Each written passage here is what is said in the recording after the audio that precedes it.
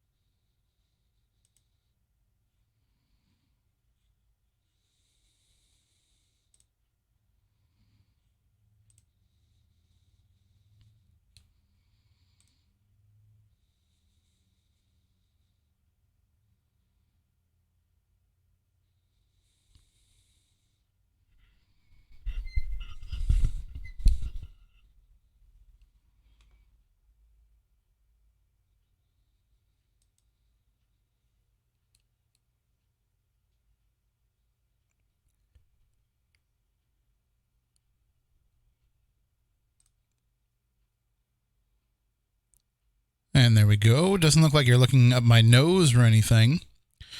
But I promise I'm not nearly as red as I look in this camera. At least I don't think I am. Hold on. Wait a second. Switch over here. No, I don't think I look as red as I do in this camera, but it's the one that's available. So I figured I'd use it. So I just wanted to say to everybody out there, thank you for checking in and joining in. I guess I don't look that red in the actual video. So we had somebody that was going to join us tonight, couldn't join us. We're going to push that back for a different show. And then none of the rest of the... No, I don't need sunblock, Cupcake. I wasn't even outside. It's just the lighting. I'm pale as can be, but it just doesn't look that way. So the... No, suit on. It's the cameras. There's something wrong with the cameras. The cameras are old. The guest couldn't join us tonight, and the rest of the spooky crew bailed on me. So I said, you know what? Instead of coming on and doing a regular show and kind of talking to the radio audience, which doesn't matter anyway because it's a Patriots game tonight. The preseason has begun, which I don't understand Saturday Night Football. I don't know why they do that, especially in the summertime. Do people in the summertime really want to go see a Saturday night game? You think it would be a Saturday afternoon game, so at least they would, still be able to go out and have a summer evening. But hey, whatever, they're doing that. And I will be covering the Patriots again this season for the newspaper, but I don't cover the preseason games, so I didn't have to be there. So we were going to do a show, but instead we'll just do this. And this is something I've been thinking about doing for a while now, where we can kind of just interact with each other, but then not make it an actual show, so it can be a little bit more relaxed, a little bit more laid back. We don't really have to worry about, being over the radio, and we can kind of say what we want to say, but yet I can still take phone calls, and we can still interact with the chat room as well. So there's a good, right, there's only 2 minutes left on the game, but there's about 6 hours of post-game show after that we got to carry. So this way here we can have a much more relaxed conversation, and who knows where it can go. We don't have to stick to just spooky topics, or we can talk about snack topics, which if you like some of the food discussion that we have here on the show, I don't know if you're familiar with the Change My Mind podcast, but it's a show that we produce here. I produce it here at WBSM for Nick Fryer and Wesley Sykes. They're the two hosts of the show, and I chime in too. Originally, I wasn't supposed to talk at all. I told them it was their show and I wasn't going to say anything, but then in actuality, I couldn't keep my mouth shut. So I'm pretty good about being able to not be a host and know when I can't say anything or when I shouldn't say anything. But with them, it was, more like kind of, let's just say a little, picking on each other back and forth, a little bit of needling. And then the more that I did that, the more that we started to talk. So what we ended up doing is, when we started having certain discussions, they'd bring me in for it. And this one was one that I actually suggested that we're going to talk about this Monday night. Your favorite or your go-to order for certain fast food restaurants. I mean, come on, everybody knows that I probably eat a lot of fast food, but the idea of this is, we're three sports writers, Nick and Wes and myself, so we spend a lot of time in the car shoving fast food into our face late nights, and so we're going to talk about that. So if you like snack discussion, that's a good episode of Change My Mind to listen to for the first time. But if you like other topics like movies, comic books, especially, some of the recent Marvel movies and the way that they tie into some of the comic storylines, if you like just anything kind of pop culture, then you want to check out the Change My Mind podcast. But that's going to be this Monday night. Tonight we can talk about whatever. We were going to discuss tonight on the show, well, one of the things that I wanted to bring up, but there was a little bit of an uncertainty as to if it would be something that would be released today in time. But it was. If you are a local person here in the New Bedford area, and you know anybody that was involved in, just anybody from the era of the highway murders, Aaron Cadju released a vlog on his social media today, and I just shared it on Facebook a little while ago, and we can get it out on Twitter and all that stuff. They're looking for, there's a letter that is supposedly part of the lore of the New Bedford highway murders, where Ron Pina, the district attorney, at the time that the investigation began and the first bodies were discovered, Ron Pina mentioned that there was this letter that had tied into the murders, and I'll not get into some of the specifics about it because I don't want to mess anything up, but it's all in Aaron's video that he posted tonight or earlier today. And the person who wrote that letter had actual knowledge of a body that had yet to be found, and it was in an area where the previous bodies had not been found, if that makes sense. There'd been a couple of clusters of bodies that had been found, and so this was outside of those two clusters. So it was very interesting that this letter would come in, this anonymous letter, and they would not have, the person that wrote it would not have some direct knowledge of what was going on. So, with that in mind, they're looking for whoever might have any knowledge of who wrote this letter, because the other people involved in the investigation outside of Ron Pina, the district attorney, they didn't know about the letter or if they did know, they didn't know about its contents or any specifics. So the filmmakers, Aaron and his team, are looking for anybody that can shed any light at all on those letters. So if anybody out there listening can do so, all the information is in that video of how to reach out to them, and you can hopefully help play a part in what they're trying to do with the documentary. It's a 5-part series, The Highway Murders. It will be coming out relatively soon. I can tell you that they think that they have most of the first 4 episodes completed, and I think they're just trying to finish up the 5th one. But it's been something that they've been doing. They have regular jobs, and so they've been doing it around that. But I've seen some stuff from it, and it's going to be unlike anything that you've ever seen. I mean, this is Netflix, this is HBO, this is that type of quality, and this is going to be the next big, the next true crime story that the country will be buzzing about when it comes out. So that's a pretty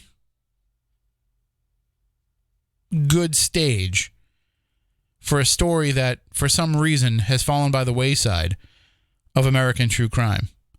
Here we have murders that just celebrated, well, celebrate's a bad word to use, but just observed their 30th anniversary of the first body being found.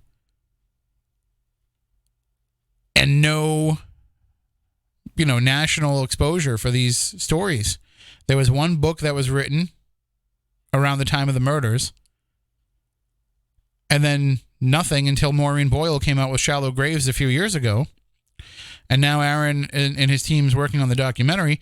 But outside of that, it's not like these headline news network shows are coming in here and focusing on this case. So this is going to kind of reignite interest in that case, I think, and hopefully will lead to some resolution for what is still an active case. So anyway, that's something that we were going to talk about tonight, but what we'll do is we'll get Aaron to come in here and share with us, maybe next week, at least on the phone maybe, and we can see some more of, where they're at, find out some more about what they're at with the documentary, and then also find out, exactly what they need with trying to track down the person that's behind this letter. But that's pretty big news here in this area that hopefully we will get out there to the people. I think I'm going to write a story about it for WBSM.com probably tomorrow, and we'll see if we can get some answers, or at least some leads that will lead us into a little bit more information. I can see the chat room, Lamone. I can see it, but nobody's really on topic. So, but I can see Hatch's comment about Pond someone that did it and died from the guilt. I don't know. Well, that's a long time to live with the guilt, because he didn't die at the time of the murders. He died, in 2000? I forget the exact year. I don't want to give incorrect information, but that was quite a while. And he was very adamant about his innocence. And there's people that were closely involved in the case that have said that he's not the guy. So if you haven't heard about the highway murders, there was an entire episode that we did on Spooky South Coast recently about it, as well as there was an entire episode of Midnight in the Desert where we talked about it as well. So especially the Midnight in the Desert episode, I mean, with that, we went all the way back to the very beginning. And if you're not from the area, because Spooky South Coast, we are cognizant of the fact that we have an audience that's outside of the South Coast as well. But we also can talk a little bit about shorthand for that case, a little bit talk in shorthand, I mean, for that case, because a lot of our listeners are familiar with it already. And a lot of especially our radio listeners that are in the immediate area are familiar with it. So we can kind of skip over some of the stuff with it. With the Midnight in the Desert audience, we knew that it was the first time that a lot of the people on a national scale had heard about the New Bedford highway murders.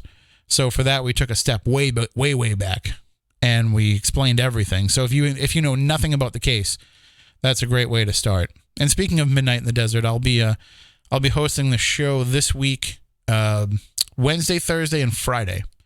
So if you don't usually tune in to that show, or if you have been somebody who listens to it via podcast later on, you want to catch the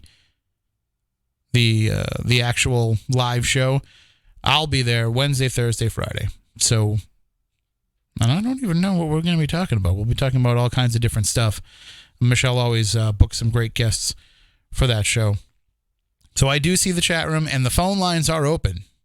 The phone lines are the same as if you were calling into the radio, 508-996-0500, 877-996-1420. Although, who needs an 800 number? I mean, are people still calling in on landlines? I know other shows will complain if people call in on cell phones, but it's just the nature of how things are. I don't have a landline at my house. Well, I do. Because of my cable and internet package, I have a phone line as part of it, but I don't utilize it. I don't have a phone plugged into it. I just use my cell phone for anything. I think most people do as well. I don't have the ability tonight. I didn't turn on the other computer, so we can't do anything over Skype. But maybe in the future, if we do one of these kind of, live chat shows as opposed to an actual episode, we can utilize Skype and bring people in that way as well. But I figured with nobody coming in, with the guest canceling, I figured this would be fun to do for a little while. I suppose I could have just bagged the show completely and told everybody, sorry, I know it's 5 minutes of 10, but there's not going to be a show tonight, which I'm sorry. I did that to Kylie, the intern. Tonight was her last show with us before she goes back to school, and I told her 5 minutes beforehand, sorry, we're going to bag the show. But I suppose I could have done that and gone bowling, which is my new pastime, which used to be my old pastime a long time ago.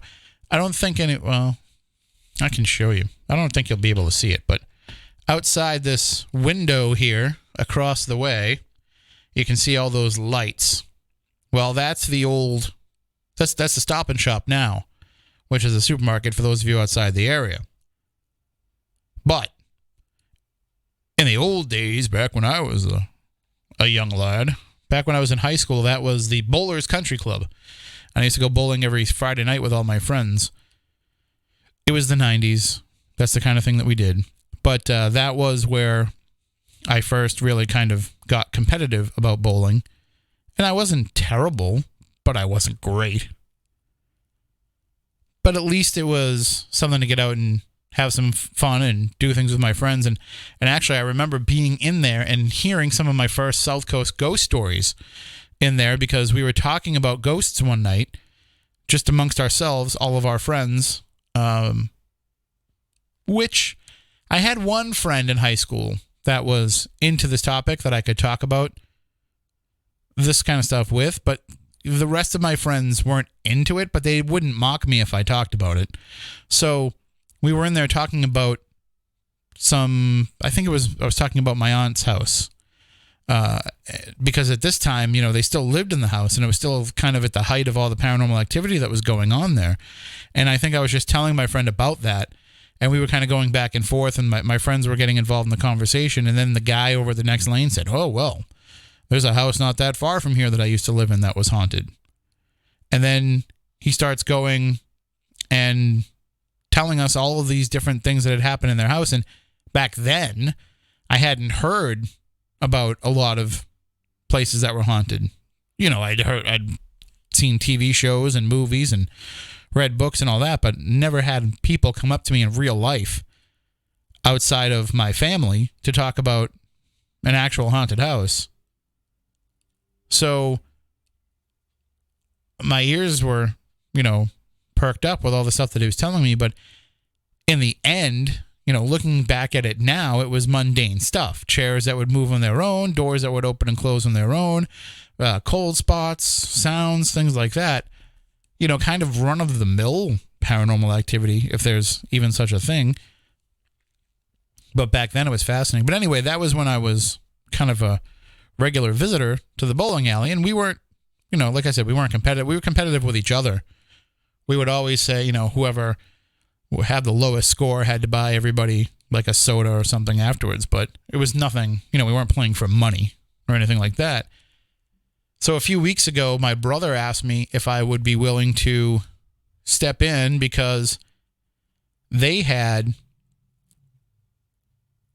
a four-person team, and one of the guys stopped showing up after the third week of this 12-week season, and he was only bowling a 66 anyway. So I guess when you don't show up, they take 10 pins off the average of the person that didn't show up, so they were getting a 56. So my brother said, all you have to do is show up and do better than a 56, and it'll have been worth your time to come, at least for us. So I've started getting back into it, and I got a ball, and it makes a difference. I went from, I think I had like a 96. Well, I had an 88 average the first week. Then I went up to a 96. I think I had a 97 the third week. And then I picked up the ball Thursday, and I went and did a little practice, and I was bowling a 140. So, I mean, I guess it does make a difference. But anyway, I was thinking, I could just go bowling tonight. And then I looked at how much it costs to go. I'm like, $25? I'm not doing that. I'm not spending that. I'll just do a chat room show. See, you guys are worth $25 to me. But I figured, with this being something that we've never actually done before, I had no idea how it would work. So there won't be a Week in Weird. I don't have anything else going. It's just that camera, this microphone, the phone lines are turned on, and the chat room. So we'll keep this going as long as it's interesting for all of you, and as long as people keep joining in the conversation. Otherwise, we can just call it a night, because I've got somewhere I have to be after the show. I have to go deliver something on the Cape, which is it's not a place you want to go in the summertime during the day. So I decided to wait until after the show, because I figured by then I could get over the bridge and back without any traffic issues. But even earlier, like, I thought about going before I came here, and the traffic was not good. So I don't know if there was something going on. I know there was a festival in Wareham today, which is right before the Cape, but... And yes, Lamone, when I go to Vegas, we can definitely go bowling and make our own Kingpin sequel. I thought everybody would make fun of me if I started making Big Lebowski and Kingpin jokes at the bowling alley, but apparently we all do it. So that's pretty fun. Hold on, because we have a call. Let me make sure that I put everything in correctly and put it through. All right. Good evening. You're on Spooky South Coast. Hello? Nope. Dropped off. Okay. That's if somebody does call in, you are going to hear the game. So just keep that in mind. Or the after show, the post game show, whatever. And yes, chimp. Wareham get chased by hungry dogs. See, dogs liked me when I was a kid. Probably because they felt like I was a possible meal. There's a lot of towns around here that have the ham as part of them, because a lot of the towns in New England are named for towns over in England. So there's a lot of hams involved. And years ago, my brother and I made this like little one-off joke book that we called the Ham Book, of all the different towns that had ham in it, and we drew pictures to go with them. And so, Wareham was one of them, and it was a picture of a pig, and he was wearing slices of ham on him. When we were young, we thought we were hilarious. So you had no problem going over the Bourne Bridge hatch at 6 p.m. Well, I tried going. So I originally was going to go in the afternoon, and things were bad. And then when I looked on my Waze app, it looked like there was some traffic around the bridge, over the rotary, and up. What's the name of the road?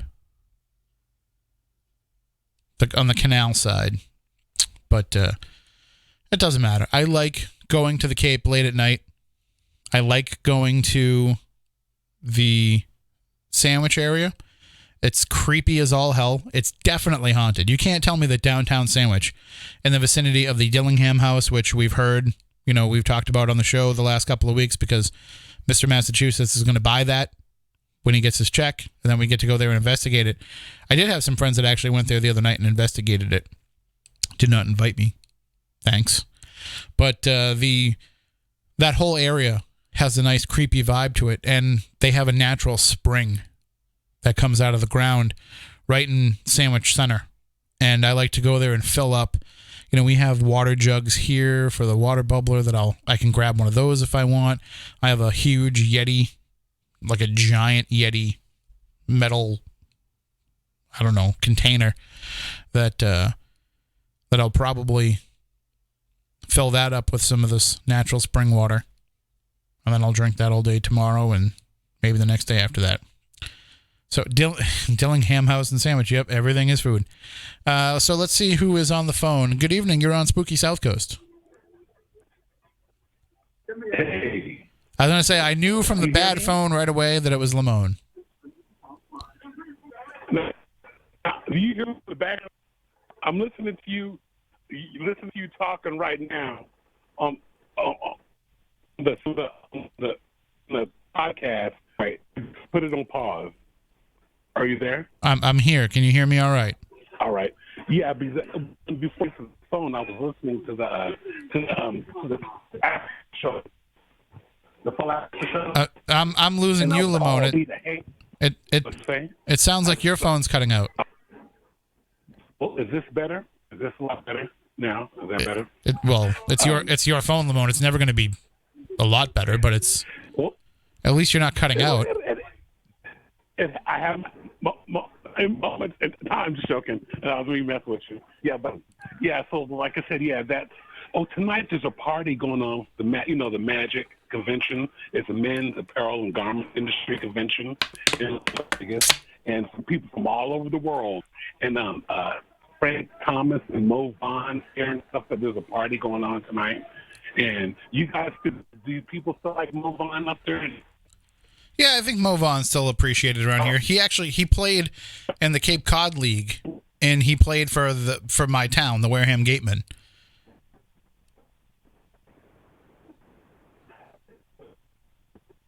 You still there, Lamone?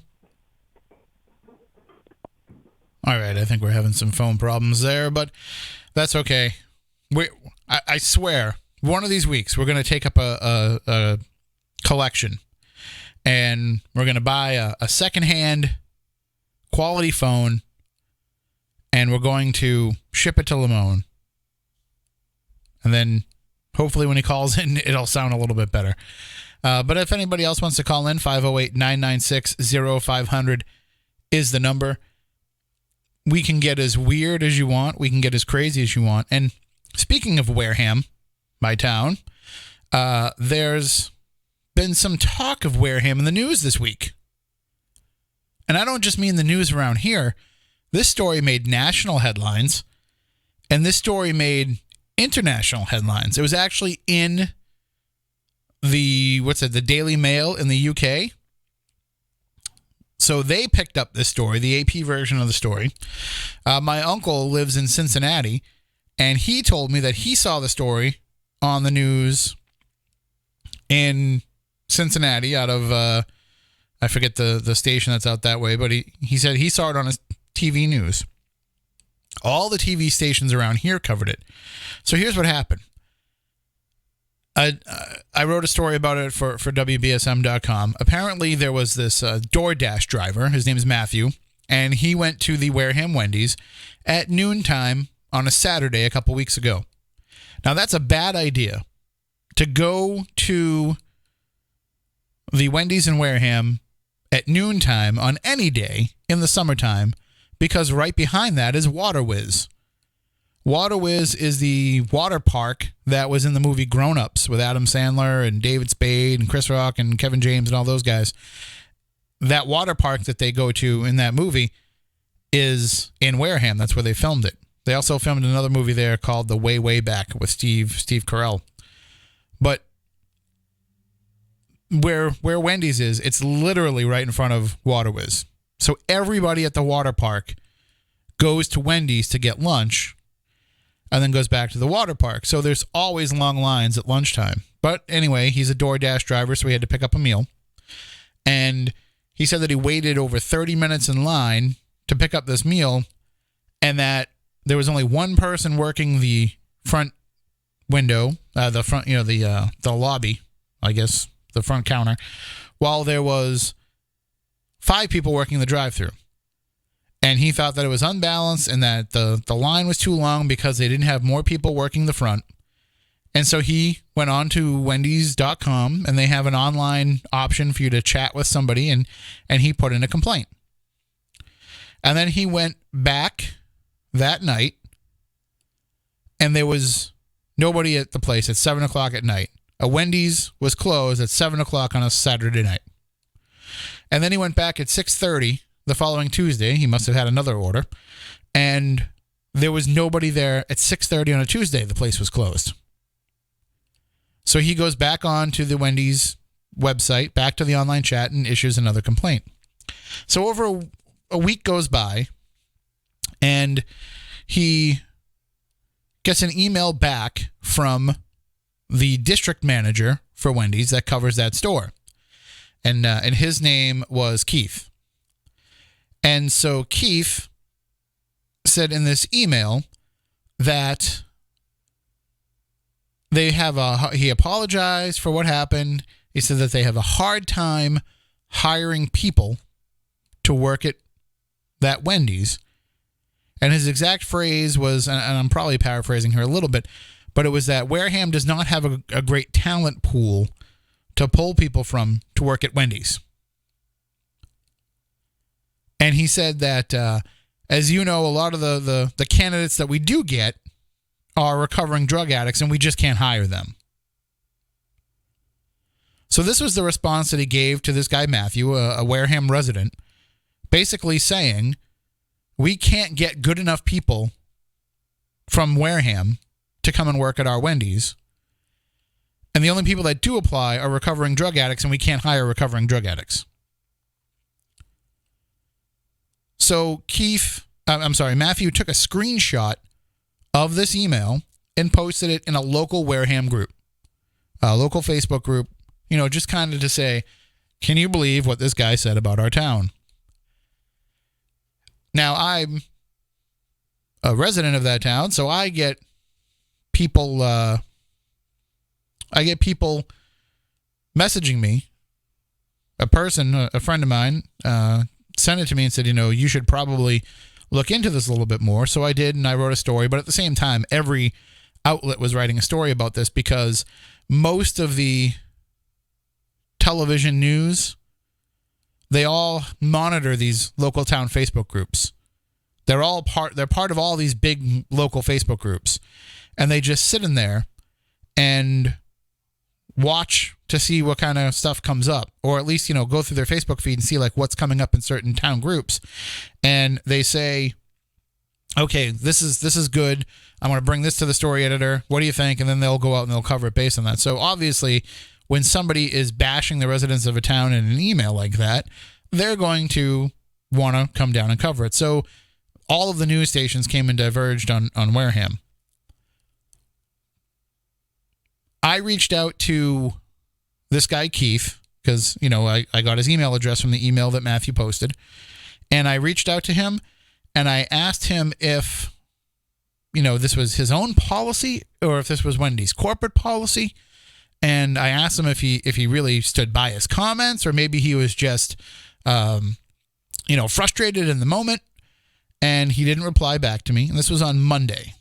So it was probably about maybe an hour and a half after he had sent the email. And I got nothing back. I did reach out to Wendy's corporate.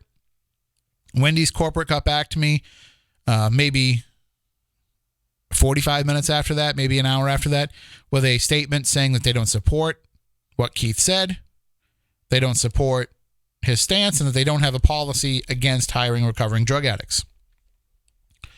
So I posted my story. Every other news outlet posts their story, whatever.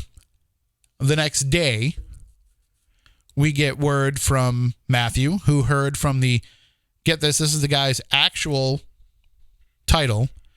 His name is Chief, I forget his name, but his position is Chief People Officer for Wendy's. So I guess that's kind of what they call their customer relations management, the Chief People Officer. And it just so happens that I went online to research this guy, the Chief People Officer, and I saw a story that he had replaced the previous Chief People Officer, whose name was Weisberg, which I thought was kind of an interesting little coincidence. But the Chief People Officer for Wendy's said to this guy, we have suspended Keith pending an investigation. Now, anybody that hears something like that, for the most part, you know how things go today. That when you say something in this overly politically correct climate, when you say something, you're going to get fired. So what it was the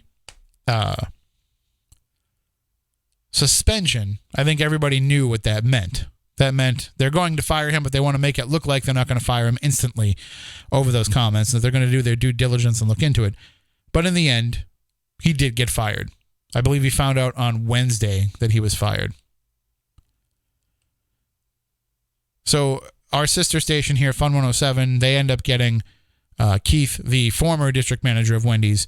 They did an interview with Matthew on the air. Then the next day they did an interview with Keith the next day, and they got his side of the story. So all that stuff got out there. But yes, there was drama in the world of Wendy's, and right here on Spooky South Coast. So, and I do see Chimp's comments there about the green shirt. And the green shirt will make a return. It's just that the green shirt is a long sleeve shirt. And it's summertime right now. And you know that it's a long sleeve shirt because you know that the sleeves are overly long. And that's because I have short arms. And I shop in the big and tall section because I am an overweight gentleman, but I'm not I'm big, but I'm not tall. So when I go and I buy the shirts in that section, I'm not getting perfect proportions. And I don't care enough about my appearance to go and get alterations made to a shirt that I probably paid, $8 or $9 for. So, no, it's not a paranormal talk show tonight. Tonight is just some generic chat. We can talk about whatever you want. The phone lines are open. The chat room is open. We can talk about whatever you want to see, whatever you want to talk about. But this is not a show. This is not an episode. This is not something that's going to be up in the podcast feed later on. This is just us hanging out. So, because I appreciate everybody tuning in on Saturday nights, and I appreciate the fact that we've built this nice little family and community, and there's no reason why I couldn't have gone live. So I said, let's do it. So it's just us all hanging out tonight. We can talk about whatever it is that you want. I'll give you a movie review in a few moments, and you guys can call in with your own movie reviews or, share them in the chat or what have you. But the green shirt will make its return in the fall when it's long sleeve weather. But can I leave the house in a long sleeve shirt and a pair of shorts? Won't I look like the biggest dork if I do that? There's, to me, I don't understand this, but people do it here. There's people who will wear shorts and then a hooded sweatshirt. And I don't get that. Like, if you're chilly, if you're cold enough to need a hooded sweatshirt, why are you wearing shorts? But then there are people who will wear shorts year round.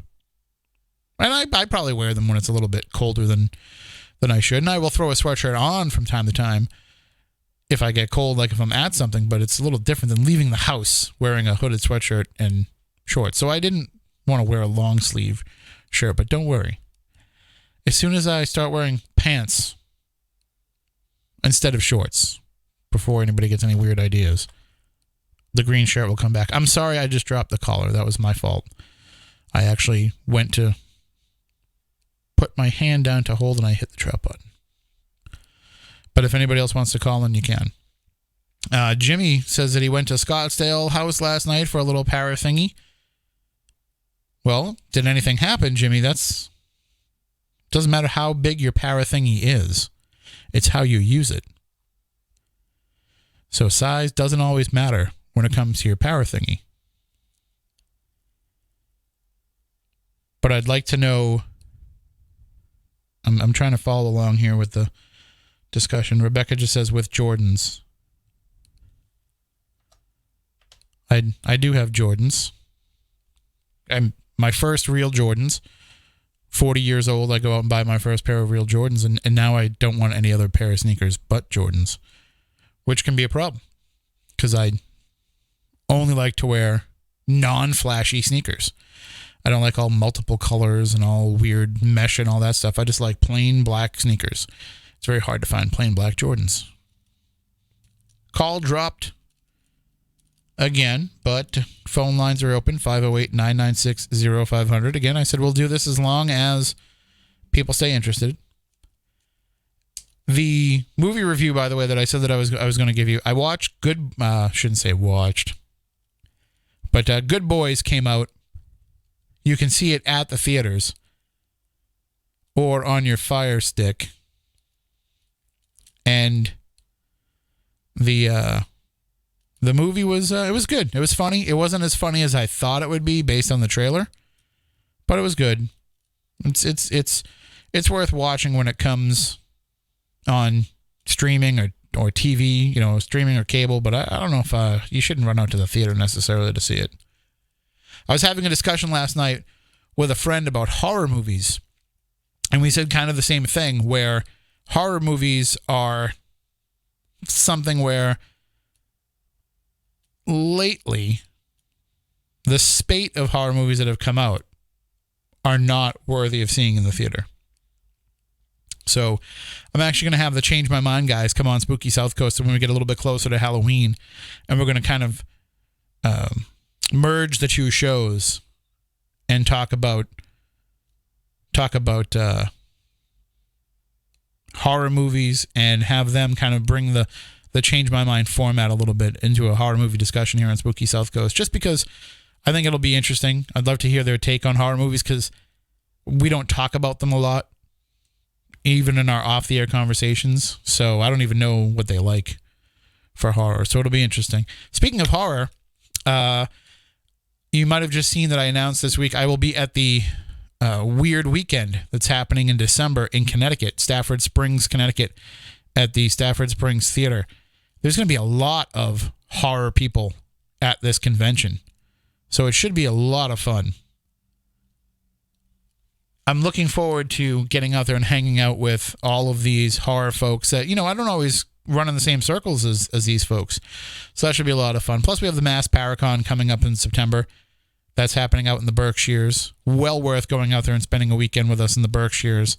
And then we're working on a few little Howler. I was reading the Howler line in the comments. No, Commander Sani, the Howler line is not open. You have to use the regular 508-996-0500 line. But yeah, so there's plenty of stuff coming up. We're working on a few little possible events too as well, and we should have some information on that in the next couple of weeks. Just looking through some of the comments real fast, I saw Becca's comment about wanting to call in with personal experiences. Absolutely. You can do that. Not only can you do that tonight, you can pretty much do that any night as long as you're not derailing a discussion with a guest. And as for the mention of Once Upon a Time in Hollywood, we covered that a couple of weeks ago on Change My Mind, where it was, it was a long setup. And I didn't like the movie until the ending. The ending made it a great movie. Until then, it was just, I was like, is this really a Tarantino movie? Like, it had some Tarantino scenes in it, but overall, like, it didn't kind of capture me like his movies usually do. But then when the ending came out, I was like, oh, I get it. I get it. Why am I having this problem where I see a word in the chat room and then I say it out loud? I don't get that. I also love how Commander Sani loves to bring up stuff from 10 years ago. Power relations did not work. It was a good idea in theory, but, and Balzano and I did a Spooky Crossroads episode all about this. It did not work because the people who were willing to hire us to help them out, they didn't have enough to offer. So we realized that we're trying, we can't take money from people if we don't feel like we can give them the representation that they want. So we decided to shut down Power Relations. All right, if you'd like to call in, 508-996-0500. Good evening, you're on Spooky South Coast. Hello, can you hear me? Hey, what's up, fella? On the radio, over the phone. Lamone, I hear you well. Can you hear me well? No, I can't. Your phone's getting worse each time you call. You can hear me. The radio, you hear me? Well, it's my fault. This time must be you guys' thing because I hear the radio, I hear the after game show guys. Right. When you're on hold, you're gonna hear what's on the radio. When you're on hold, you're gonna hear what's on the radio. But I also hear them right now in the background while I'm talking to you with my earbuds in. I'm hearing them right now still talking. I was like, "What's up with that?" I don't like. I don't know. I don't know why that would be. I don't know because I don't have them feeding into the studio at all. No, you talking about I'm a big fella. I'm a big guy too, and so Mo Vaughn and Frank Thomas has a new size, new thing of clothing line. Men that are 3X up to 8X. Oh, I hope I never get to that level. I'm a 3X. I'd hate to get to a 8X level. I wouldn't want to be the 8X level either, but I'll tell you right now, like I said, they've got that. I've seen the clothing line too. If you're interested in something like that, maybe I get you to get maybe find you price guide. I don't say price guide. I mean, the menu, the supply they've got and stuff like that. Too bad you weren't here because you would have got them a little cheap for that type of stuff up. I'm Vegas. I'm the kind of person where I should probably wear a 2X, but I won't because I don't like my clothes fitting. I like them to be loose and baggy because that's just how I feel comfortable. But I've seen Mo Vaughn in person. And I don't even know if an 8X would be fitted to him. I mean, he's not that. He's big, but no, it's not a matter of being fat. He's you ever see those old 80s they would have Hulk Hogan at the Emmy Awards or something, and he'd be wearing a sport coat, and he would have to have the sleeves cut off because no sleeves would fit over his muscles. Like that. Mo Vaughn is built like that. I'm about that. I'm not big as him anymore, but I used to be a little bit bigger. They said you're doing the wrestling thing too. So yeah, I feel you on that. But like I said, they've got a nice thing. We can have some fun this weekend. It's but then again, we're losing you a little bit again. Lamone, what kind of phone do you have? I'm out here climbing up the pole, talking to you on the phone. Living in the dark side. Oh, you got one of those. You got one of those handsets that you plug into the pole. Yeah, I'm aiming from the pole right now. The helicopter. You got to crank it a little bit more. You got to crank it before you use it. Well, I do crank it, but sometimes I do. The neighbors will call the police. Look at them cranking it out there. Negro, stop cranking it. I can't help it when they have. That guy's up on the pole cranking it. Everybody can see. Yeah, exactly. For civil, they usually don't mind. They see the black guy, everywhere, but no. Lamone, there's requests in the chat room that we need to see you. Okay. You wouldn't mind seeing me right away. The ladies wouldn't mind, but I wouldn't. No. No, they don't want. They don't want to see you cranking it. They just want to see a photo of you. Okay. Tell them if they look at prints, Don't look at Prince. Don't look at Prince. I look nothing like Prince. And so they're like, look at him. He's supposed to be all. I look nothing like Prince. You're a Prince in a 3X shirt. Maybe, yeah, 3.5 X. Yeah, I'm like the color of a Snickers candy bar. And I've got 4 dimples on my cheeks. And so it's 4 dimples. That's really long and lovely. 2 more than I've got. So I like to wear close to the head. So like I said, ladies, listen, if you're out there listening, I'm going to be taking an application here soon too. So for my next friend girl or my next lover. He's already looked. I'm taking applications for my next ex-wife. Oh well, you gotta get rid of the first one, don't you? First, I mean, you need to get away from her. Should I say? You want to get rid of her? What if she cares? As listening to blues music has taught me, cheaper to keep her. Well, it is. Like I said, she's got the papers, but you've got the man. Like, so, that's, I'm going old school. Hey, Sonny. Yeah, Sonny. But, yeah. But if you could, like I said, if you like, I'll see about getting, what is it, like the catalogs they have for those. I'll see about getting some things like that. And also, I asked you, do you like Air Force One? The movie? They're Nikes. Oh, Nike Air Force. Oh, yeah, no, I love Nike Air Force Ones. What size you wear? I'm a 12 in Nikes. I'm a 13, so I'll go. Hey, maybe we go shopping there. Yeah, I like to go. There's a Nike outlet not that far from Gillette Stadium where the Patriots play, and I like to go there to buy my sneakers because I like the old school designs, and you just don't see those on the shelves here. But if you go to the outlet, you can find a lot of the old school stuff, and I want like literally the first run of Jordans. I don't want the stuff that they put out now where it's crazy stripes and all that stuff. I got my first 4 pair of Jordans back. I had a friend that was in the Army, which went over to Korea, and I got them $40. I got 2 of them. My first 2 for like $60. Klein did $40 a piece. After that, the real Jordans too. And they got it all. That's what I'm talking about. I think that's also when you got your phone too. What'd you say? I said you might have gotten your phone then too. It's starting to cut out again. Maybe I'll get one of those new fangled phones that Kim Jong-un has. Oh, I could tell you about that would be kind of fun to do something nice like that. But I'd like to do. I don't know. Is Stephanie coming tonight? No, she's out tonight. She's been out most of the time I've known her. She has an early class tomorrow, so she couldn't come in tonight. She has an early class she's teaching tomorrow. Oh, really? Oh, Sunday school. Go, Stephanie. No. Stephanie. It's her Reiki classes that she teaches, but sometimes she has to for some of the higher up courses.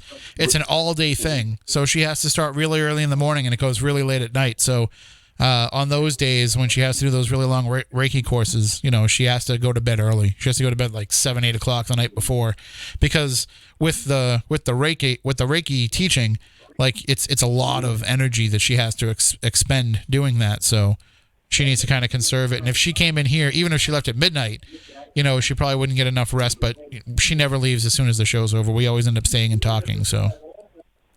I remember like last week when stayed a little longer, and then plus when you later on like that Friday when you guys did Coast to Coast. I did which did you get Midnight in the Desert? Yeah, and then we had the after show. And she stayed. That was full of right there. That was nice of her.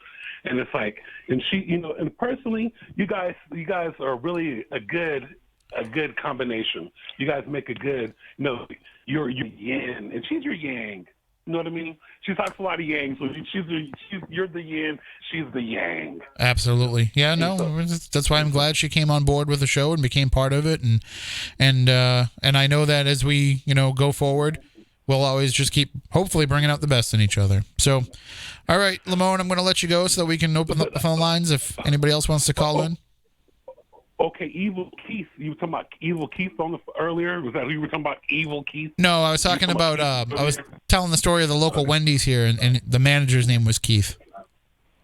Yeah, Keith gets around everywhere. I wouldn't say evil, I'd say more less. Yeah, misunderstood Keith. He's not evil at all. But I'm He's gonna. I'm supposed to be getting him tickets next for next month. I heard about that. Yeah.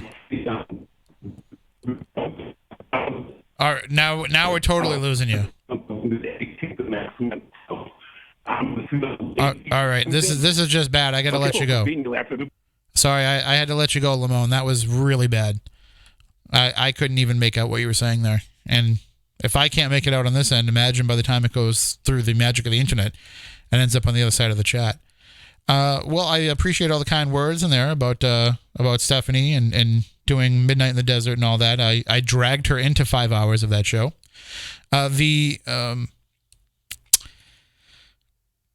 Yeah, I mean, 5 hours is a lot. I mean, it helps that with the after show, Keith and Michelle kind of take things over, and I can just kind of hang back. But 5 hours is a lot for anybody in talk radio. I know that generally the average rule is that, you want to keep a show to 3 hours. You can do a fourth hour if you have a lot of like news coming in or if you have a lot of breaks. But generally, if you start going longer than that, you're reaching out of the window of when people can usually listen. It's a little bit different when it's an overnight show. An overnight show, you have people that will tune in at midnight and will stay with you till 4 a.m. or 5 a.m. But with a general talk show that's going on during the course of the day, you've got audiences that can listen to certain windows, and you need to kind of refresh and recycle so that if you are talking about a certain topic at 8 a.m., you need to start talking about that same topic again at 10 a.m. if it's the big news of the day. So it's 5 hours is a lot to ask of a lot of hosts. I like to say that, I can do 2 hours on just about any topic. I tell that to Michelle all the time. I'm like, oh, I can do 2 hours on anything. But sometimes when you want me to do 3, then it might be a little different. But I love it. I love doing that show because it's different than this show. On this show, I feel like I can goof off a little bit. I mean, obviously this show because it's for the chat room only. But on Spooky South Coast, I feel like I can kind of goof off because this audience has been around with us for a long, long time. And they know us and they trust us. And it's like hanging out with friends on a Saturday night. And it's not that I'm not professional, or at least looking at this from a professional perspective. When we do it, I take it seriously, but it's a different feel and atmosphere. But with Midnight in the Desert, I feel like I am, I'm just keeping the seat warm in somebody else's show. So it's not my show to decide the tone. Even though for the night I may be the person that's hosting it, I'm just trying to keep the tone of what goes on. And if you think about that, that's how it works with anything. For those of you who are old enough to remember the reference, when, a guest host would fill in for Johnny Carson, they never tried to make it their version of a show. They did Johnny's show, but they just happened to be the people that were hosting it. And I looked at that as the same approach. Even with Coast to Coast AM, people don't change the way the show goes if George isn't there. They still do the same thing, and they still read all the same liners, and they still, they'll do the same segments and all that kind of stuff because it's just their job to be the fill-in and to keep the seat warm and to keep the people entertained while the regular host has the night off. And that's the way I look at it for Midnight in the Desert. My job is just to be that voice for that night and not to go in there and do anything any differently. So, Rebecca, to answer your question, I do have a email into the Parson Barnard house to Greg over there to do another event there, but I have not heard back from him yet. I will follow up with him this week because I want to go back there because we've been having such great experiences there, and it seems to be building up over time that I want to make sure that we can get in there again and see what's going on. Sudan says the long format allows you to really explore a topic in depth. Absolutely. That's why I love it, because we can take one nugget of an idea and we can really kind of really peel back the layers on it and to see where you can go with it. And that's kind of the challenge that I put on myself, and what I've told Michelle is you bring me a topic and I will find a way to do 3 hours on it. And maybe I'll succeed, maybe I'll fail, but at least we'll try. And I think people understand that. I think people realize that sometimes when you're having a discussion, you can run out of gas on things. But at the same time, you can, there's sometimes when you talk about a topic and 3 hours just isn't enough. And so that show is the perfect fit for that. Here on Spooky South Coast, we could go longer if we needed to, but it throws everything off. It throws stuff off on the station. It throws us off on our schedule. The biggest problem is, for a lot of the guests, they're willing to come on 10 to midnight, and then you try to throw them a curveball and say, well, we'd like you to stay another hour. And we've done that from time to time, but it doesn't work. So we tend to keep Spooky to 2 hours. We've gone to 3 hours sometimes for special shows or special events, but we try to keep it to 2. There was a question in the chat room of what was my first ever paranormal experience. To define it as legitimately paranormal, I don't know. To say, some of the stuff that happened to me when I was really, really young with, I remember like anybody else, any other person that remembers back to being a kid, seeing the shadows on the wall that look like a pair of hands, kind of the old hag syndrome. I've experienced some of that, but I don't think that it was anything more than my imagination. But it was in my grandmother's house where my mother and her sisters grew up, and my uncle as well, but he's a little older than them, and he didn't share a room with them. The three of them shared the attic as their bedroom, and they would talk about the ghost that was up there. So there's, that kind of stuff that happened. I had dreams and experiences when I was younger, around the age of 4 or 5 that made it so that I was terrified to sleep in my own bed. There was, I told this story recently on the show of nights where I would wake up and I would be outside of my house, those kind of things. But the first experience that I can remember where I can put my thumb on it and say that I think I had my first like paranormal experience that I can remember and verify as being something paranormal was when I was staying over at my aunt's house when I was a teenager. So when I was probably like 12, 13, 14 in that age when I was staying over there, and they wouldn't really talk about the stuff that was going on. They wouldn't really, everybody kind of whispered about it in the family, but you could never like directly ask them about it. So I'd hear my mother and my grandmother talking about the fact that my aunt lived in a haunted house, but nobody ever went and asked my aunt about it directly, or my aunt never talked about it with anybody. Then by the time I was 14, 15, when we had stuff really going on right in front of our faces, all together experiencing it, then we couldn't deny it anymore. Then it became a topic of conversation. And now I can't get together with my aunt and uncle without, discussing that stuff in great detail, kind of reliving it. But each time I talk to them, I always hear little bits and pieces more of the story that I didn't know before. And then the other question was if I had ever been possessed. No.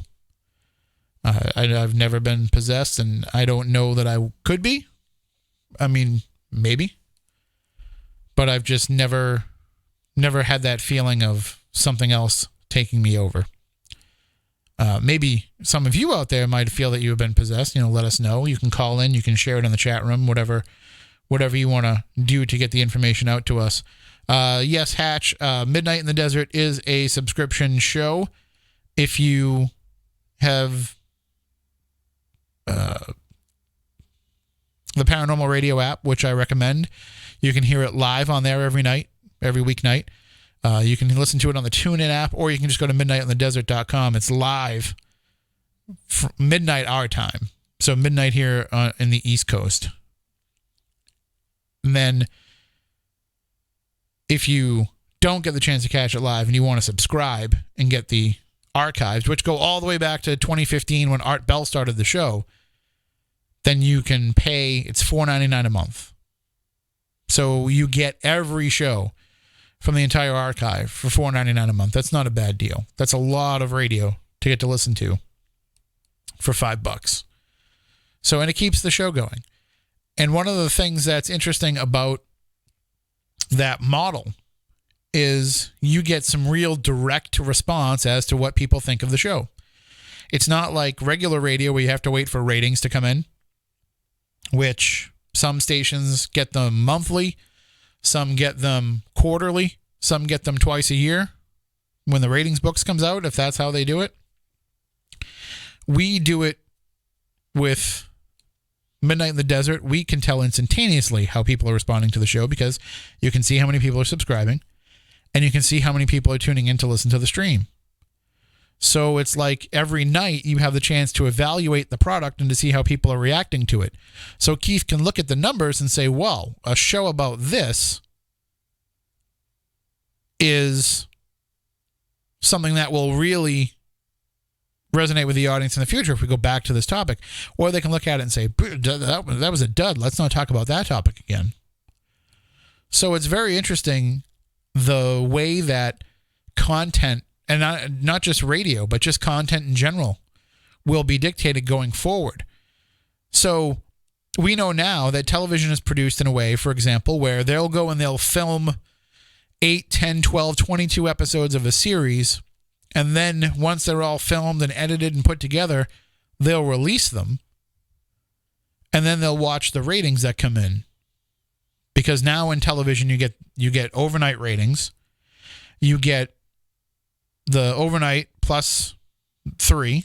So you're really getting they're giving you the first 3 days after it airs to see if people watched it on their DVR, which is why when you were trying to get people to support a television show, we'll tell them, even if you don't watch it live and you DVR it, just watch it within the first 3 days so that it registers as part of that rating. But now they're even expanding the ratings beyond that because people wait so long to watch a show because they will really save up a show and binge watch it, a network show, the same way they will a Netflix show. So the idea of that is maybe somewhere down the line, it will be more reactionary. So you'll see shows debut, and then the show's creative control can watch those numbers and see how people react, and then they can use that to kind of help them determine where they should put a storyline. I don't know if I like that. I think that's, when it comes to somebody creating art, that's kind of pandering a little bit. But I think in terms of radio, when it comes to topics, it's a great way to look at what resonates and what doesn't. Now, we could do a live show of Midnight in the Desert or this show or anything on a certain topic, and the numbers could be flat while it's happening. The numbers could be flat the first week after it is put into the archive. But that doesn't mean that it won't build up over time. And we've seen that happen with a lot of our episodes over the years where we've done shows where we said, that one was kind of a dud. But then when you go back and look at the podcast numbers, you see that became a pretty popular episode. Well, we know what works on this show. We know what people are definitely going to tune in for. But we also don't base that on what we talk about all the time because we want to be well-rounded in a lot of different topics. If I cared about just drawing the most number of ears to this show every week, because again, this is a free show that we put out there. That's the only thing it's costing us is our time, and plus the money we pay for the website and the podcasting. But other than that, it doesn't really cost us a lot to put it on, so we can take some risks. But if I was in a model where I needed to make sure that I was getting the money all the time and I was just feeding what was drawing people's attention, every show would be about Amityville because every Amityville show that we do draws huge numbers. I mean, maybe it wouldn't if we talked about it all the time, but you know what I'm saying. That's something that people respond to right away. A question in the chat room. Do I ever get bad vibes from people when meeting them for the first time? Yep, I think everybody does. I think everybody kind of feels an intuition about certain people that will dictate how you feel about them. You also have to be careful that you don't judge a book by its cover. But at the same time, you can tell if you don't jibe with somebody right away. And I like to give everybody a chance, but there are some people that just kind of turn me off right away. And it doesn't mean that I won't have anything to do with you. It just means that it might be a little harder for us to connect. I mean, there's been guests that I brought in here, either on the phone or in the studio, where I've said, in the first 10 minutes or so, like, this is going to be a painful interview. This is going to be hard. I try to keep every discussion loose so that people don't feel like it's a formal interview, because it's not. It's a conversation.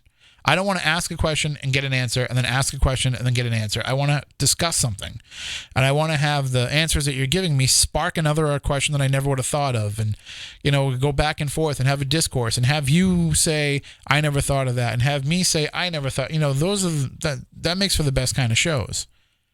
But there's some shows where you start talking to somebody and you're like, oh, this is just going to be, I'm going to have to ask all the questions and just get basic rudimentary answers from this person. And then it just takes one thing to turn it around like that. And then the next thing you know, you're having a great discussion. But it started off being something that you would be, you would think you'd want to pull the plug on it. And some hosts do that. Some hosts will start a discussion, and if it doesn't go the way that they want it to, they'll pull the plug on it. And it's their show, and it's their right to do that. I am not. I look at it like, if I have booked you, we are going to talk for the entire time that we said we were going to talk. It's going to take a lot for me to pull the plug on that. And Sue mentioned it, Jesus. The Jesus episode is the only time that I felt like we had to pull the plug on the discussion. Because the entire integrity of what this person was trying to say was undermined by the comments that he was making. And at the same time, I felt like there wasn't a serious effort being made to live up to what it was that this person said they wanted to talk about. You can't ask me if you can come on the show because you want to talk about something and then not want to talk about it. That drives me crazy. One of the shows that we get a lot of flack for is when we had Chris Lutz on. Speaking of Amityville, we had Chris Lutz, goes by Christopher Quarantino now, but we had him on the show, and it was a very big deal for us. I mean, anybody that knows me knows Amityville is the true life story that really got me hooked on paranormal research. It's the case that I'm probably the most obsessed with. And when we had him on, it was, this was a dream come true. This was the chance to actually talk to somebody that lived through the Amityville horror. And I know that he was young at the time, but still, he lived through this, and he talked to his mother, for however long George was still in his life after that. I'm sure he talked to George about it. Like, this was something where it was a direct connection to what went on in that house. And I don't want to say disappointed, but I was kind of disappointed that he wasn't more forthcoming in some of his answers, because at the time he was planning on writing a book and he had his own documentary coming out. So he was trying to save, he was trying to tease a lot of stuff and leave the rest of it for that. And I will put up with that to a certain amount. But generally, I'm not going to let somebody sit here and be like, well, you got to read the book. You got to read the book. All the answers to that are in my book. Like, if you wanted us to buy the book, then you should have just told us to buy the book. Don't come on to do a 2-hour interview and then not talk about the things that are in the book. And also, it's something that we talk about from time to time, not only amongst ourselves in the paranormal world, but we've mentioned it on shows before, where we say, if you go on Coast to Coast AM, you're reaching the widest possible live audience that you can, talking about the topics that we talk about. And you would think that if you're going to sell a bunch of books, it would be going on Coast to Coast AM. You would think that out of the, millions of people that listen to that show, that you would sell 50 books, 100 books, a couple of 100 books. Nope. You'll be lucky if you sell 5. No, I realize that's not everybody, and that's not every book. But the general consensus among people that I've talked to that have gone on that show and gone on that show regularly is you don't sell a ton of books, by going on the show. So when you go on there and you're saying, well, you can read about that in my book, all you're doing is coming across as sounding like a douche. Because they're probably not going to go and buy your book. So this is your chance to sell them on the story that you have and to get them more interested in the story. And then if people are interested in your story, they're going to go and buy your book. It's almost like you're telling them, challenging them, daring them to buy the book, ordering them to buy the book. So I tried to pull Chris away from some of that during that discussion, but he was kind of dead set. And at that point, I have to make a decision. Do I want to keep this guy on the phone and hope to get some information out of him? Or do I want to say, Chris, this isn't working out, come back when you want to talk, be more open about things. And I know Chris, and he's a good guy, and, I think he was just trying to be a businessman at that point. But at the same time, the people are tuning in because they want to hear what it is that you have to say. So, Christina, you're going to be in town while we're at the Mass Paracon, so you should just come to the Mass Paracon, and you can bring cannolis to that. Well, all your friends will be there. We all like cannolis. What was the best interview on the show, and what was the worst?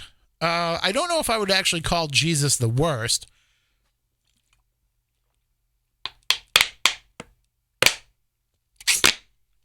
I think worst, sorry for drinking so loud. I think worst would have to be it would have to be something that's very painful and something that is hard to get through. And the Jesus stuff wasn't hard to get through. As I'm listening to it, I'm thinking to myself, like, I can see the interest value in this. But I just didn't think that it was fair, for lack of a better term.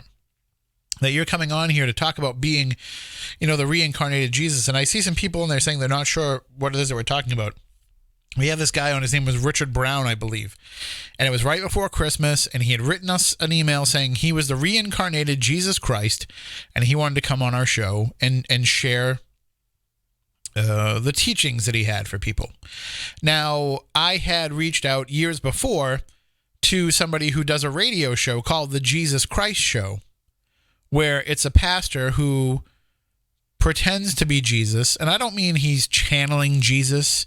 I don't mean that he is convinced that Jesus is speaking through him.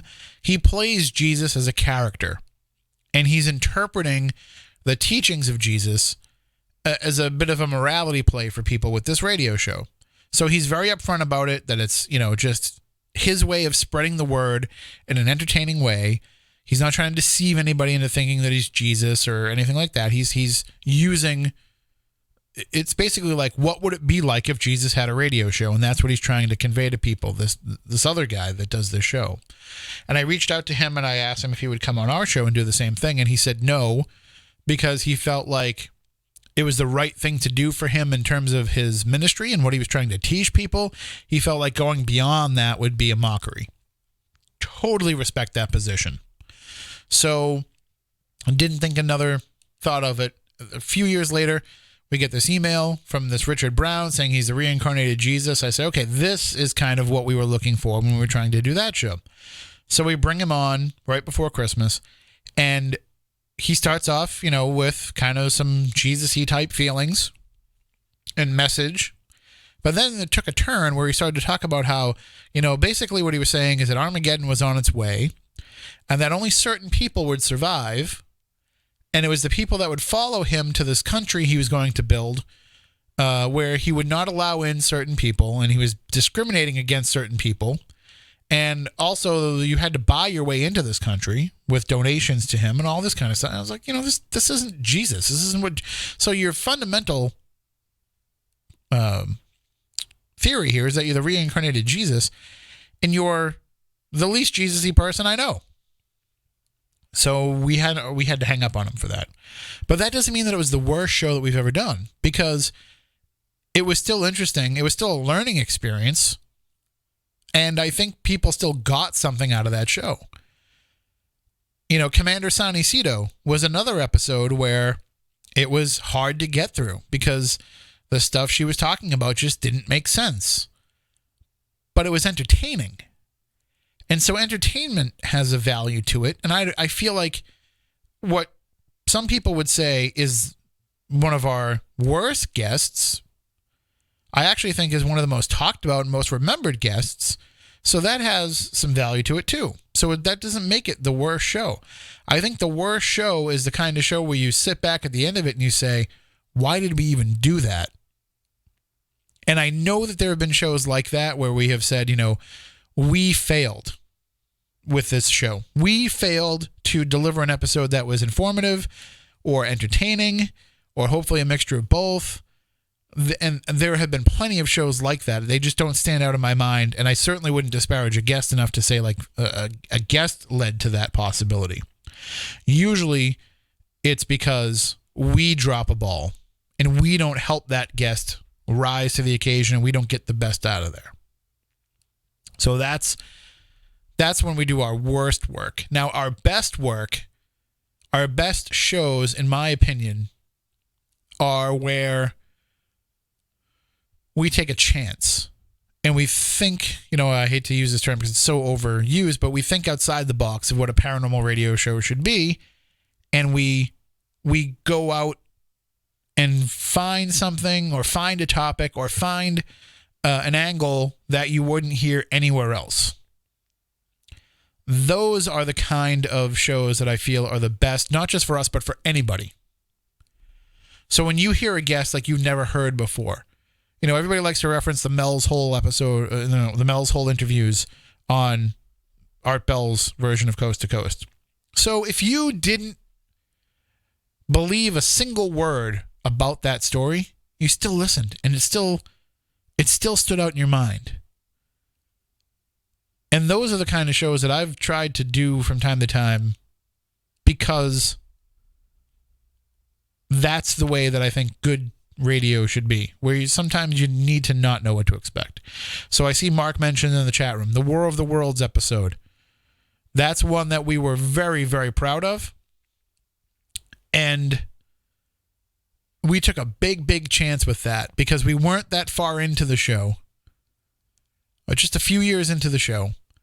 And we were really concerned, can we pull off a hoax? Not can we make people believe it? If we could make people believe the hoax, that would be great. But we weren't counting on people believing it. We were worried about what people would think if we tried to do a hoax. Because I've said before, Moniz suggested doing a hoax the first year of the show for entertainment purposes. And I said, no, we can't do that. We can't put our credibility on the line before we've really built it up. So even doing it, I think it was 3 years in maybe.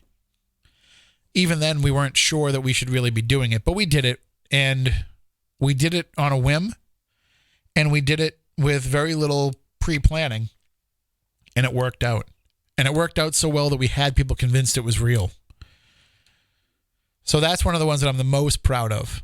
I'm also very proud of the live radio drama that we did here in the studio, where we had a bunch of not real actors, you know, people that had done community theater, but we had people that were paranormal friends of ours who had acting experience that came in and helped us perform this live radio drama, this script that some people had written that brought to us, that we actually performed in the old school style of, you know, having 8 or 9 people in the studio all crowded around 3 or 4 microphones and, you know, going back and forth with their lines, reading the script, dropping the pages on the floor as they finished a page of the script. And the only thing that we didn't do in that episode that we really wanted to do was we did not have the sound effects performed live. The original plan was that Matt Costa was going to have all the stuff that he would needed to make the sound effects here in the studio, and he was going to do them live. And it really came down to just we didn't have the money to buy all the materials, and we wouldn't have the space in the studio to lay all that stuff out if we were going to have everybody in the studio, and we couldn't spare the microphone. So he ended up having pre-recorded sound effects. But he was ready to go out and buy a theremin and learn to play the theremin just to have spooky music to transition us from scene to scene. So that's how much we were committed to making that episode work, and I think that it did, and I'm proud of it. And if you've never heard it, go back and listen to it. The Backyard Podcast was fun. I wouldn't call that our best show, but it was fun. I think our best shows have always been when we've said, let's take a topic that people know about or have heard about somewhere else, and let's make it go deeper. The Bridgewater Triangle, all of those shows are good. Some of them, I think, when we're done with them, I look at them and I say, that wasn't really a great Triangle show. But some of them really have been outstanding. The first year of the show, we said a lot of people do shows about angels. A lot of people do shows about demons. We're going to do a show where we talk about both and the similarities and the differences. And we did. We had the angelologist from TAPS at the time, Renee, and we had the demonologist for TAPS, Keith Johnson, at the time. And they both joined us at the same time, going back and forth, talking about the differences and the similarities between angels and demons. That was a show that I think we did a pretty good job with. And then there are a lot of shows that are just, it's the guest that drives the show and makes the show great. Anytime that we got to talk to R. Gary Patterson, I feel like it was a fantastic show. But especially the first time we had him on, when we talked about the great Beatles death clues. You know, all that stuff. Paul is dead, all of that. Love that episode. Still, I don't really like to go back and listen to Spooky South Coast. I used to review every show just so I could get better and not say and on and repeat myself all the time and get a little bit better at speaking.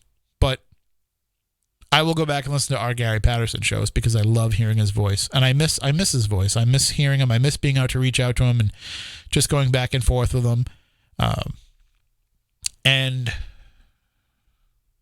I'm trying to think of some other really... I mean, there's been a lot of ones that I'm very, very proud of. But to pick a best,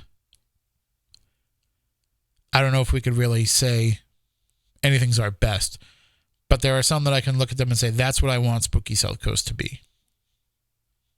Maybe you guys have some different thoughts on what you thought were some of the best ones, and maybe they're ones that I didn't mention there. You can let us know. What time is it? It's 11:30. Well, I guess we'll go to midnight. I wasn't expecting the show to be able to last this long, but I guess I can do a monologue. There's still 33 people watching. That's impressive. I would have thought we'd be down to 3 people. I'll let you decide in the chat room who you thought the 3 would be that would still be here. But yet, Age of Quarrel mentioned the Mel's Hole repeat was on the Paranormal Radio app last week. Yeah, and that's what's great about that is you can go back and listen to some of those episodes of, you know, Art in his prime, and you hear them and you say, I don't believe that guy at all. But I can't turn this off. We have a guest coming up this week on Midnight in the Desert. I'm not going to get too into it right now, but there's a guest coming up that I've got some questions about some of his research. I've been watching some videos and looking at some photos. I've got a lot of questions about his research. And having checked out his website and what's going on, I think it should be an interesting discussion. I'm looking forward to it. And I don't want to say anything more, except I think he's scheduled for Friday night. So make sure that you definitely tune in live for that. And I think it's going to be, since it's going to be 1 hour, I think it's the last hour. So just some idea. Any rewards going into this field of work? Any regrets? Any suggestions for up-and-comers in the field? The biggest reward of starting the show and getting involved in the paranormal has been all of the awesome friends that I've made. In fact, I don't really have a lot of friends outside of the paranormal world. You know, I have a very small group of friends that I would spend time with. But without the paranormal world, I don't know if I would have been as willing to expand my circle. And, look at all the great friends that come in here every Saturday night and hang out with us. But even more so, there's been a lot of people that I've gotten to be very close with on a personal level. Chris Balzano, Jeff Belanger, two of my best friends.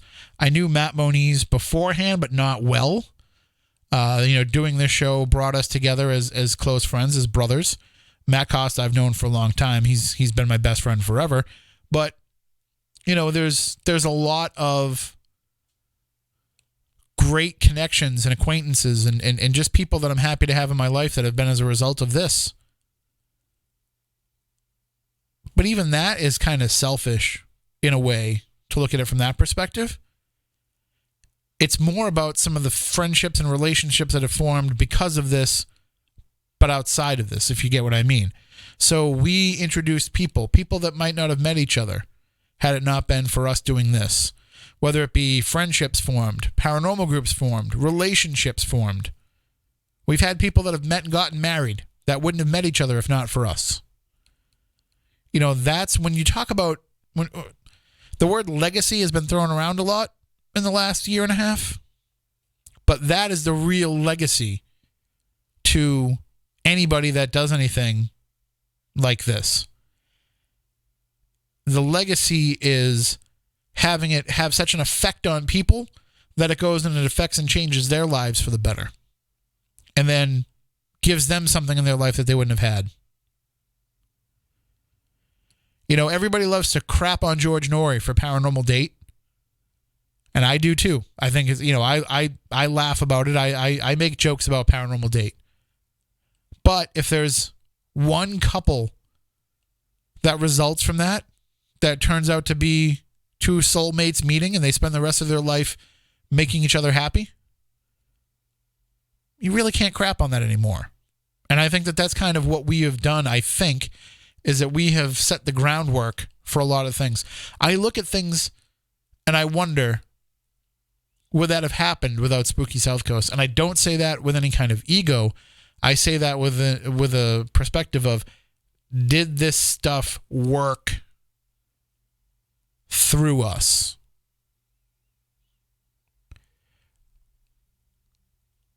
I guess,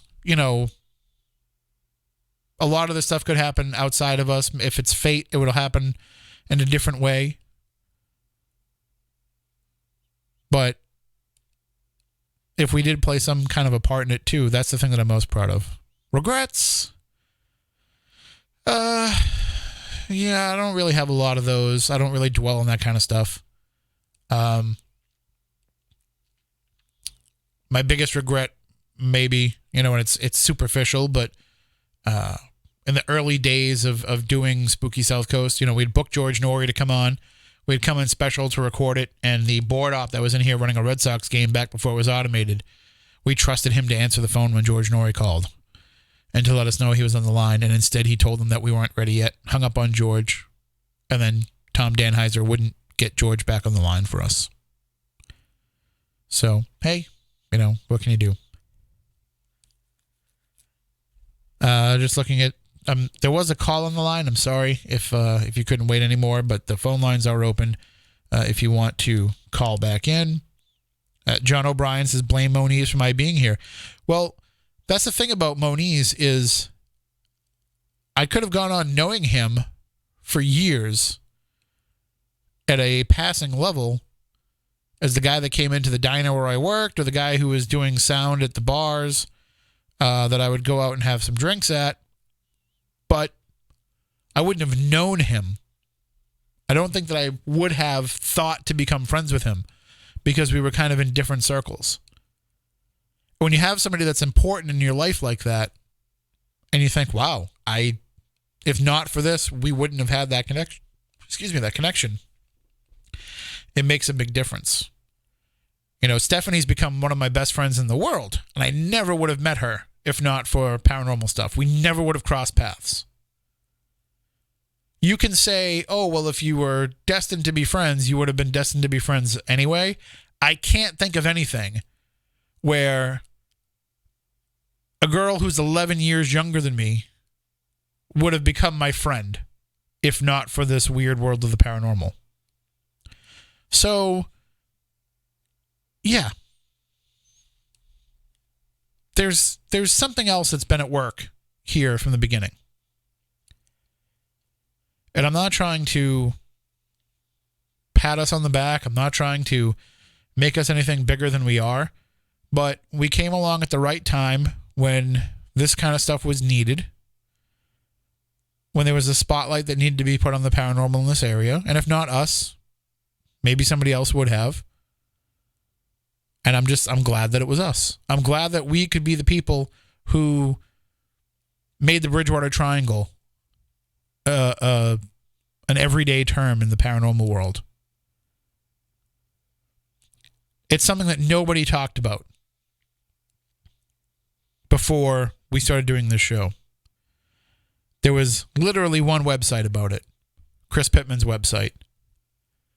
And it featured the research that Chris Pittman and Chris Balzano had been doing for years. Well, I mean, Chris Balzano had his site too that talked about the Bridgewater Triangle. But it wasn't a Bridgewater Triangle-centric site like Chris Pittman's was. But anyway, the two of them, which, by the way, they had worked together at a sub shop years before any of them had been into this topic. They had crossed paths in their lives. So tell me that doesn't show you that there is something greater at work connecting a lot of this stuff. But there was nothing to be found about the Bridgewater Triangle. Except it just so happens that a local guy who lives in this area made a college film about it. And then he came on and he talked about it. And then we started doing an annual episode about it. And it slowly but surely became a thing. And then that helped fuel Aaron and Manny to make the Bridgewater Triangle documentary, the feature-length one that they did. And now that has led to, I can tell you there's probably no less than a half a dozen TV shows that have been pitched to me over the last couple of years, or that I've been involved in or didn't get involved in or what have you, focusing on the Bridgewater Triangle. So it's become something that has become part of the paranormal lexicon. And maybe that wouldn't have happened if we didn't shine a spotlight on it every year. I don't know. If people want to give us credit, I'll take it. But all we did was give a voice to something that people were already talking about. Gene says an interesting topic would be to do para things from each state. We had actually talked about that years ago. We said let's do an entire year of focusing on the paranormal in each state. Each week we could talk about the paranormal in a different state. That would give us 2 weeks off. So for holidays or what have you, or shows that we couldn't make it into, or snow or whatever, we would just have 2 weeks that we could take off. And that would give us 50 weeks to cover every state. And the reason why that we didn't do it was because we felt if we did it, it would be too limiting and cause us to miss being able to talk about other topics through the course of the year.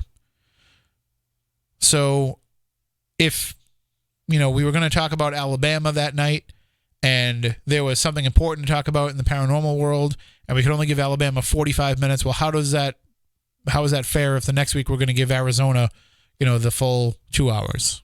I don't know if that's exactly correct alphabetically, but you know what I mean. So, but I do think that going through every state would make for a great podcast. A podcast series kind of outside of this show. Maybe somebody wants to pick up that mantle, take that idea and run with it. Make sure that you credit Gene with that if you do. Just looking at some of the other comments in here. Christine is saying she's met so many amazing people because of the paranormal field. Absolutely. The fact that there is a network of people now, I don't know if that necessarily would have been so easy to do here. Because if you look at other areas of the country, there is a lot of fighting, a lot of infighting Oh, just to go back, I saw Cupcakes mention there about do a state every other week. Part of the reason why we didn't want to spend that much time focusing on it is because we didn't realize we'd be on for 13 years either. But going back to the idea of this network here, people in this New England region, and especially here in Massachusetts, paranormal investigators, for the most part, get along with each other. And that doesn't happen other places. And I'd like to think that part of that is because a lot of the research and the researchers that are a part of this new wave, this latest explosion of paranormal research since Ghost Hunters came on in 2004, a lot of that group popped up here in New England. So maybe that is part of it. But also, like, we tend to all see each other. We tend to all like each other. And there's always going to be issues and problems. And do I think some people are in it just because they're trying to get famous? Of course. Do I think some people are in it, but they're not, fully knowledgeable? Sure, that's going to happen. But for the most part, we all like each other. We don't hate being around each other. So if that can exist here, but not other places, what's the reason? Well, maybe the fact that this show is here helps. There's not a lot of paranormal shows that are on actual radio stations. There's a lot of podcasts. There's a lot of blog talk radio shows, but there's not a lot of actual radio shows which have some rules, restrictions, and accountabilities associated with being on the air. Let's take this call. Good evening. You're on Spooky South Coast. Hey, what's up, fella? Hey. I couldn't hear anything. I lost all the connection with you guys. Maybe you forgot to turn your computer back up after you were listening? No, it was. I had that on for a little bit. Then all of a sudden, when I couldn't do any more texts. I couldn't text out. More. In the face. The end of the talk place, where the rest of the clan is. On your phone or on a computer? Oh no, on the phone. On the phone. Did you try rebooting your phone? No, I mean it was just it would show the wheel, then went completely blank. And then, it was it showed, YouTube, whatnot, but it didn't show you. It showed where you would leave text and leave messages, but no messages. It was all blank. So I tried to put a couple of texts and I didn't see if mine came up. So I don't know. And so right now, I wasn't even listening. I just called, well, I was able to get the show. Yeah, I mean, I don't know how to fix that for you. I mean, I can suggest just restarting your phone would be my only suggestion. Well, what I did, I heard you say something about George Lutz, the son. George Lutz used to live in Las Vegas for a long time. Right. He was doing a television repair here, and he lived here until he died. And I could tell you some tales about what I remember meeting him he was going to somebody's house and repairing a television. I want to say, was this 1990? something like that. I don't know, 78, something. I mean, 97, 98, something like that. And so it's he used to have bad things with him. You could feel it with him. You get around him. Earlier somebody asked you, "Oh, do you feel things? Do you feel when you meet somebody or whatever?" Of course, most people do. Right. But like I said, a lot of people don't act on it.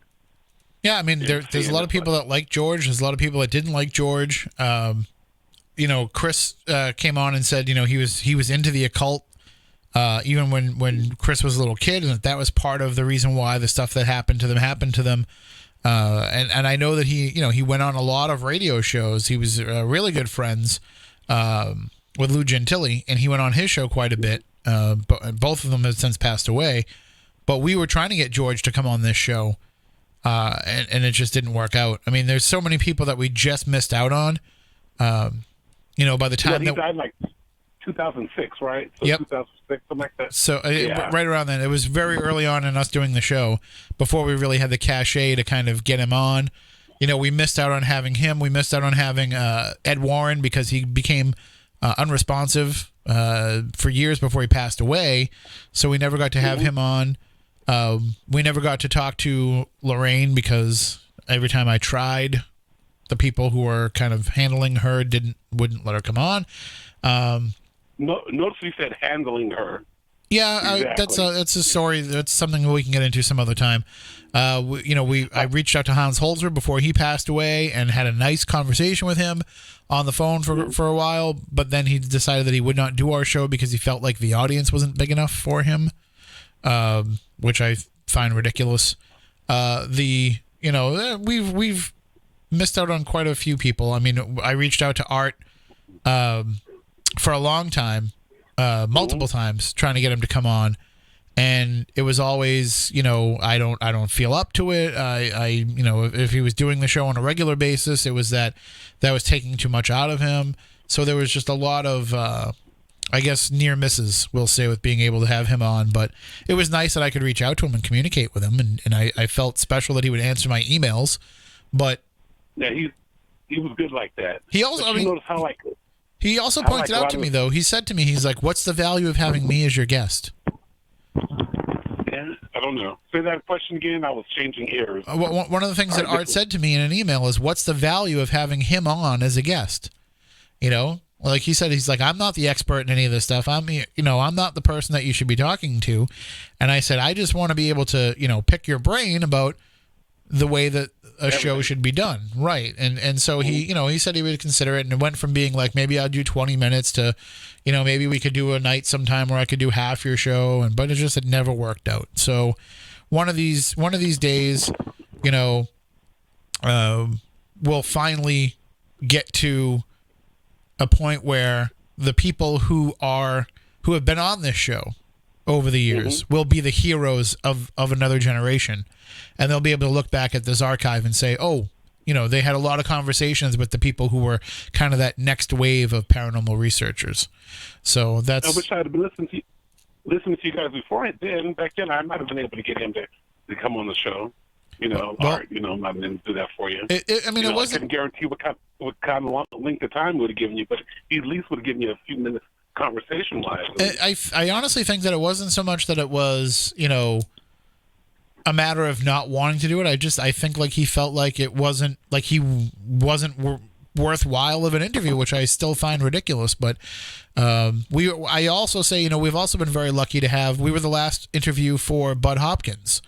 We were lucky enough to talk to people like our Gary Patterson and Brad Steiger and people like that before we lost them. Jim Marr is coming on the show multiple times, getting to talk to a lot of my heroes. So it's nice that we got to that point where people that were the giants in this would come on the show.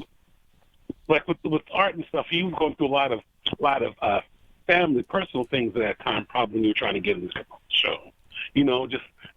Prior to his Ramona dying, his problems he had with his family prior to that, and then that right there, that might have caught him doing meantime in between time. Yeah, and I think maybe that was kind of the feeling where he thought that if he came on as the guest, that his personal life would be something that would become a topic of discussion.